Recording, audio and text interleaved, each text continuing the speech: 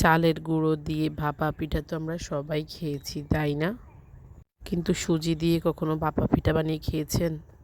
যারা এখনো খাননি, আজকের রেসিপি তাদের জন্য। হ্যালো ভিউয়ার্স, আসসালামু আলাইকুম। আশা করি আল্লাহর রহমতে সবাই ভালো আছেন। আলহামদুলিল্লাহ, আমিও ভালো আছি। আজকে নিয়ে এসেছি সুজি দিয়ে বানানো ভাপা পিঠা। খুবই সহজ, চলেন দেরি না করে শুরু করি। তো এই ভাপা পিঠা বানানোর জন্য আমার লাগছে আধা কেজি সুজি,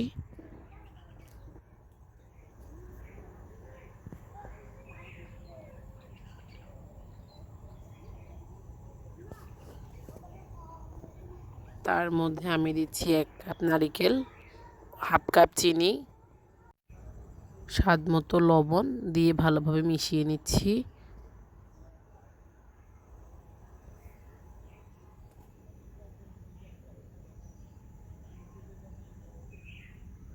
আর লাগবে নর্মাল পানি। তো আমার আধা কেজি সুজির জন্য 1/4 কাপ পানি লেগেছে, আপনাদের কম বেশি লাগতে পারে।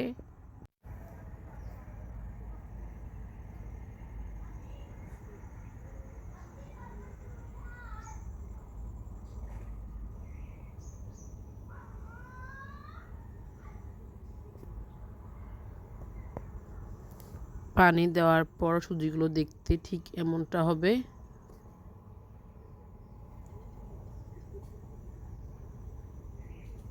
তারপর যে বাটিতে আমি পিঠা বানাবো তার মধ্যে নারিকেল দিয়ে দিচ্ছি, তার মধ্যে বাটিটা ভরে সুজি দিয়ে দিব।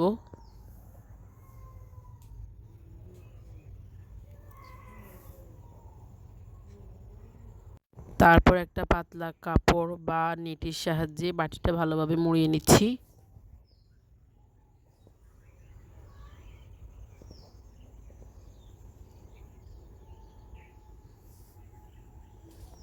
তারপর আমি পিঠাটাকে ভাপে দিয়ে দিচ্ছি।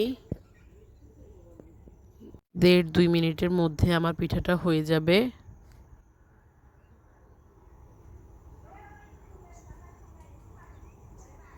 তারপর পিঠাটাকে বাটি থেকে বের করে নিচ্ছি।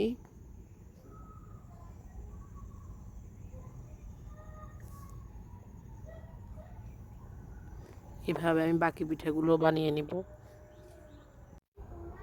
তৈরি হয়ে গেল সুজির এই মজাদার ভাপা পিঠা। আমি একটা ভেঙে দেখাচ্ছি, দেখেন।